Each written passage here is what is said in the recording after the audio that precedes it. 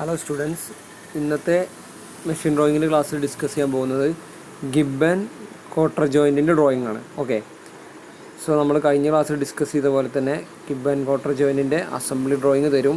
അതിൽ നിന്ന് നിങ്ങൾക്ക് സെക്ഷണൽ വ്യൂ ഗിവൺ ക്വസ്റ്റ്യനിൽ തന്ന മാതിരി വരയ്ക്കണം. അപ്പോൾ ആദ്യം നമുക്ക് ക്വസ്റ്റ്യൻ ഒന്ന് ഡിസ്കസ് ചെയ്യാം. ഓക്കെ, ക്വസ്റ്റ്യൻ നോക്കുക. An isometric view of a gib and cotter joint is shown in figure. Draw a top half sectional elevation and an end view. End view need not be dimensioned. അതായത് given ക്വസ്റ്റ്യനിൽ തന്നിട്ടുള്ളത് assembly view of a gib and cotter joint ആണ്. So അതിൻ്റെ എന്ത് വരയ്ക്കണം? Top half sectional എലിവേഷനും end വ്യൂവും വരയ്ക്കണം. എൻഡ് വ്യൂ ഡയമെൻഷൻ ചെയ്യേണ്ട ആവശ്യമില്ല. End view need not be dimension. Okay, അപ്പോൾ നമുക്ക് ക്വസ്റ്റ്യനിൽ തന്ന പ്രകാരം നമുക്ക് എങ്ങനെ ഫിഗർ വരയ്ക്കുക എന്നുള്ളത് നോക്കാം.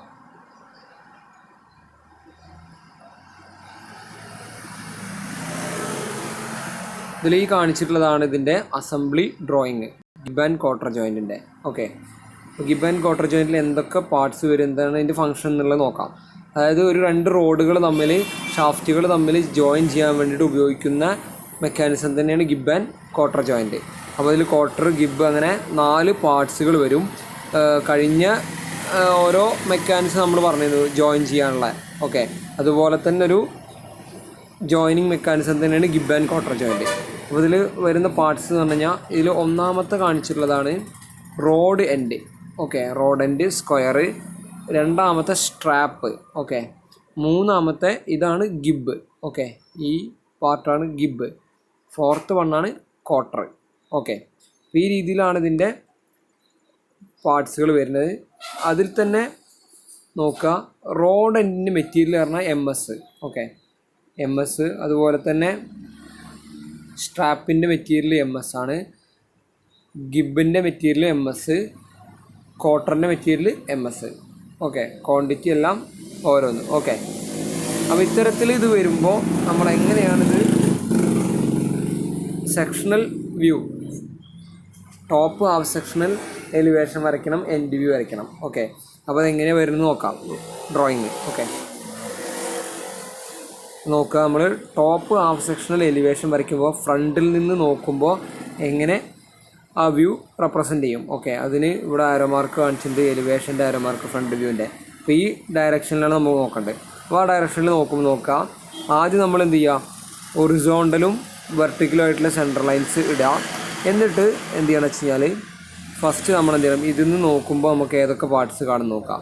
അതായത് ഈ ഒരു ഏരിയാസ് കാണും, അതുപോലെ തന്നെ ഈ ഏരിയ കാണും, ഈ ഏരിയ കാണും, പിന്നെ ഇവിടെയുള്ള ഈ കട്ടിങ് കാണും, ഈ കോട്ടർ കാണും, ഈ റോഡ് എൻഡുകൾ കാണും. ഓക്കെ, ഇത്തരത്തിലുള്ള എല്ലാ കാര്യങ്ങളും കാണും. അപ്പോൾ നമുക്കത് ഇതിലേക്ക് എങ്ങനെ വരും എന്ന് നോക്കാം. ആദ്യം സെൻട്രൽ ലൈൻ വരയ്ക്കുക. സെൻട്രൽ ലൈൻ വരച്ചതിന് ശേഷം ഈ ഒരു എന്ത് ചെയ്യണം, എൻഡ്. ഓക്കെ, ഈ ഒരു ബോക്സ് വരയ്ക്കണം. ഈ ഒരു ബോക്സ് പറഞ്ഞാൽ ഇവിടുന്ന് ഈ കാണുന്ന ഒരു വ്യൂ ആണ്. അപ്പോൾ അതിൻ്റെ അളവ് നമുക്കിവിടെ തന്നിട്ടുണ്ട് കൃത്യമായിട്ട്. 22, 20, ടോട്ടൽ 32 + 20 + 22. അപ്പോൾ എത്ര വരും? 32ഉം 20ഉം 52 + 22. ഓക്കെ, 74.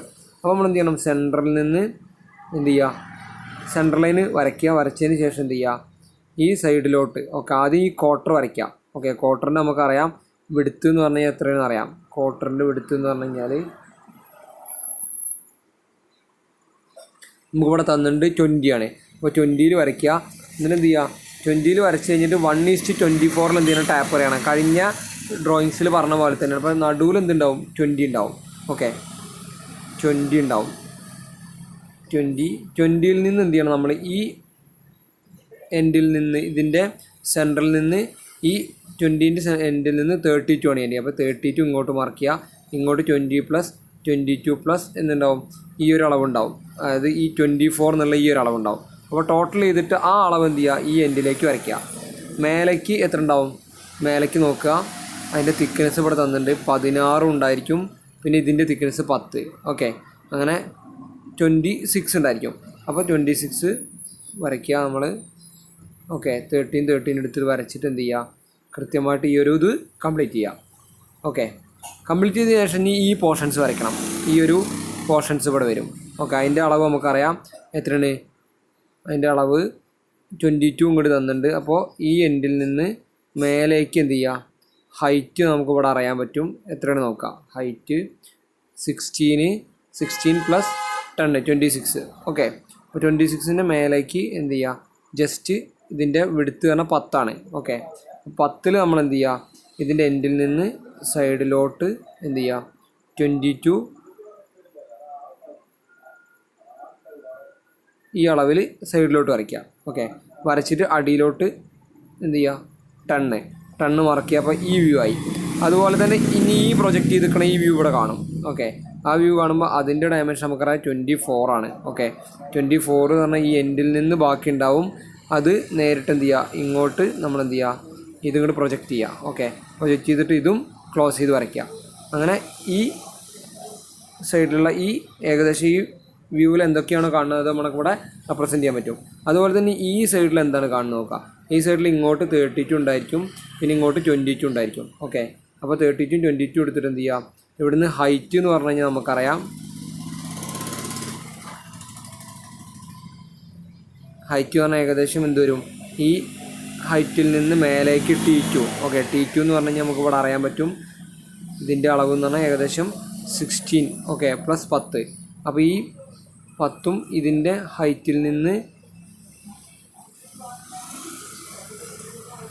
ഇവിടേക്ക് കറസ്പോണ്ടിങ് ആയിട്ട് കറക്റ്റായിട്ട് ഈ ഹൈറ്റിന് കറസ്പോണ്ടിങ് ആയിട്ട് വരയ്ക്കുക.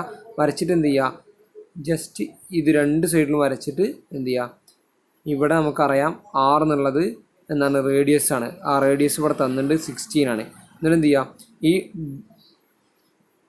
S എന്ന് പറഞ്ഞാൽ നമുക്കറിയാം ഷാഫ്റ്റിൻ്റെ ഈ ഒരു എൻഡ് കാണിക്കുമ്പോൾ എന്താണ്, S എന്ന് പറഞ്ഞു കഴിഞ്ഞാൽ നമുക്കറിയാൻ പറ്റും. ഇവിടുത്തെ S എന്ന് പറഞ്ഞാൽ 32 അപ്പോൾ 32 ഒരു സൈഡാണ് വരിക.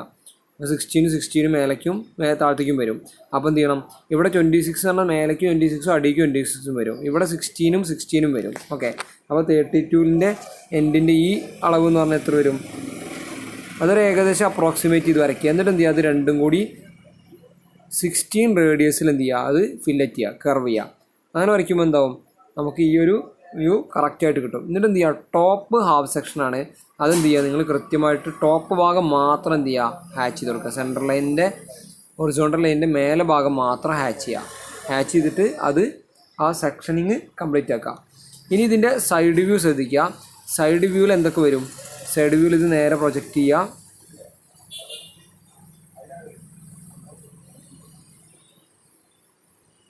പ്രൊജക്റ്റ് ചെയ്തിട്ട് കറക്റ്റായിട്ട് എന്ത് ചെയ്യുക, ഈ ഡയമെൻഷൻ പ്രകാരം തന്നെ നമ്മൾ എന്ത് ചെയ്യുക, ഇതിൻ്റെ സൈഡ് വ്യൂ ഇങ്ങോട്ട് ഇത് പ്രൊജക്റ്റ് ചെയ്തിട്ട് വരയ്ക്കുക. 32ൽ വരയ്ക്കുക. വരച്ച് കഴിഞ്ഞിട്ട് എന്ത് ചെയ്യുക, നേരെ പ്രൊജക്റ്റ് ചെയ്യുക, അത് വരയ്ക്കുക. ഇതിൻ്റെ ഈ ലൈൻ ഇവിടെ വരും. ഓക്കെ, അങ്ങനെ കറക്റ്റായിട്ട് എന്ത് ചെയ്യുക, ഇത് കംപ്ലീറ്റ് ചെയ്യുക. എന്നിട്ട് അതിൻ്റെ ഉള്ളിൽ എന്ത് ചെയ്യുക, ഹാച്ച് ചെയ്ത് കൊടുക്കുക. ഓക്കെ, അപ്പോൾ ഇതിൽ അസംബ്ലി ഡ്രോയിങ് നോക്കിയിട്ട് കൃത്യമായിട്ട് എന്ത് ചെയ്യണം, പാർട്സുകൾ ഇതിൽ വരുന്നത് കൃത്യമായിട്ട് ഇതിൽ കറക്റ്റ് വരയ്ക്കണം. അതിനോടൊപ്പം തന്നെ എന്ത് ചെയ്യണം, എല്ലാവരും പ്രോപ്പറായിട്ട് ഇത് ഡയമെൻഷൻ ചെയ്യുകയും വേണം. ഓക്കെ, ഡയമെൻഷനിങ് പ്രോപ്പർ ആവണം. അത് വളരെ ഇമ്പോർട്ടൻ്റ് ആണ്. ഒരു പോർഷൻ ഓഫ് മാർക്ക് ഡയമെൻഷനിങ്ങിന് നിങ്ങൾക്ക് ഉണ്ടായിരിക്കും. ഓക്കെ, എന്നിട്ട് എന്ത് ചെയ്യുക, എല്ലാവരും ഈ ഐറ്റം ലിസ്റ്റ് കറക്റ്റായിട്ട് എന്ത് ചെയ്യുക, സൈഡിൽ വരയ്ക്കുകയും ചെയ്യുക. ഓക്കെ, ഡിസ്ക്രിപ്ഷനും ക്വാണ്ടിറ്റി മെറ്റീരിയൽ എഴുതിയിട്ട് സീരിയൽ നമ്പറും. അപ്പോൾ ഇത്രയാണ് എന്ത് ചെയ്യുക, ഗിബ് ആൻഡ് ക്വാർട്ടർ ജോയിൻറ്റിൽ വരിക. ഓക്കെ, ഇനി നിങ്ങൾക്ക് ഒരു ഫിഗർ കൂടി ഡിസ്കസ് ചെയ്യാനുള്ളത് നക്കിൾ ജോയിൻ്റ് ആണ്. ഓക്കെ, അതിൻ്റെ അസംബ്ലി ഡ്രോയിങ് തരും. അതിൻ്റെ എന്ത് ചെയ്യണം, ഇതേമാതിരി ക്വസ്റ്റ്യൻ പ്രകാരം എന്ത് ചെയ്യണം, അതിൻ്റെ സെക്ഷണൽ വ്യൂസ് വരയ്ക്കണം. ഓക്കെ, അപ്പോൾ ഇത്രയും ഈ ഫിഗേഴ്സ് കറക്റ്റായിട്ട് എന്ത് ചെയ്യുക, നോക്കി വരച്ച് മനസ്സിലാക്കുക. Okay, thank you.